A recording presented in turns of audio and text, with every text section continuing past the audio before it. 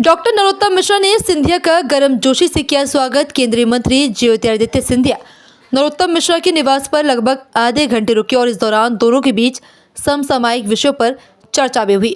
दोनों नेताओं की इस मुलाकात के कई राजनीतिक मायने भी निकाले जा रहे हैं और जब इस मुलाकात को लेकर डॉक्टर नरोत्तम मिश्रा से मीडिया ने पूछा तो उन्होंने कहा कि ये एक सामान्य मुलाकात थी। सिंधिया जी हमारे नेता हैं, हम लोग अक्सर मिलते रहते हैं। भाजपा अध्यक्ष पद की दौड़ के प्रश्न पर डॉक्टर नरोत्तम मिश्रा ने कहा कि मैं पार्टी का एक सामान्य कार्यकर्ता हूं। पार्टी मुझे काम देती है और मैं काम करता हूं, आगे भी करता रहूंगा। कांग्रेस को लेकर भी बोले डॉक्टर मिश्रा। अभी कोई रायशुमारी नहीं चल रही और मैं पहले बता चुका मैं किसी दौड़ में हूँ। पार्टी काम देती रहे, बस इतना सा है। मैं किसी अध्यक्ष की दौड़ में नहीं। सिंधिया जी से मुलाकात हुई सर? वो हमारे नेता हैं, पार्टी के वरिष्ठ नेता हैं, मिलते रहते हैं। सर क्या चर्चा विशेष? विशेष तो कुछ भी नहीं था, सभी अवशेष था। लगातार बड़ी जिम्मेदारियां आपको मिलती रही है, महाराष्ट्र, दिल्ली, तमाम ऐसे ही पार्टी देती रहे काम।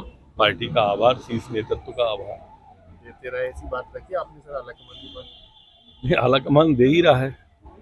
ज्वाइनिंग का दिया पहले चुनाव के बाद में, फिर महाराष्ट्र दिया, फिर दिल्ली दे दिया। बम्बई दिल्ली में हूँ। सर क्या समझा जाए इन मुलाकातों को? राज्यपाल से भी मिले, बगल में करण जी से भी मिले, आपसे भी मिले, क्योंकि वो हमारे प्रदेश नेता अध्यक्ष हैं, एक बड़ा चर्चा है। आते हैं तो जाते हैं कहीं ना कहीं। कांग्रेस लिंगर पार्टी ऑन सर हो रहा है, एक लेकिन सवाल- प्रदेश अध्यक्ष का मैटर लगातार बात हो रही कि अब होगा, अब होगा। संगठन की प्रक्रिया है। बूथ समिति हो गई, मंडल हो गए, जिला हो गया, प्रदेश होगा, दिल्ली है, जरा दिल्ली निपटे। सर कांग्रेस पार्टी सवाल उठा रही है कि यहाँ पर काफी श्रद्धालु, लाखों की श्रद्धालु में बॉर्डर इलाकों में फंसे हुए हैं और भारतीय जनता पार्टी के जो वरिष्ठ नेता हैं वे लॉबिंग करने में लगे हुए हैं। प्रदेश अध्यक्ष की बीडी शर्मा को बोल रहे हैं कि वे तीसरी बार मलाई खाना चाह रहे हैं। देखो, कांग्रेस से सर्टिफिकेट की जरूरत नहीं है। इतना बड़ा कुंभ का स्नान हुआ है, सनातन का पर्व है। उनके नेता जो जातियों की बात करते थे, वो जाके देखे ना कि वहाँ पे सब हिंदू स्नान कर रहे हैं कि नहीं कर रहे हैं। वहाँ कोई जाति में नहीं बटा हुआ है। हिंदुस्तान को जैसे बांटने की गांधी परिवार प्रारंभ से कोशिश करते हैं, जैसे टुकड़े टुकड़े गैंग का समर्थन करते हैं, वो जाके देखें जरा एक बार इलाहाबाद में, वहाँ पर प्रयागराज में कैसे स्नान हो रहा है, कैसे आस्था दिख रही है सनातन की।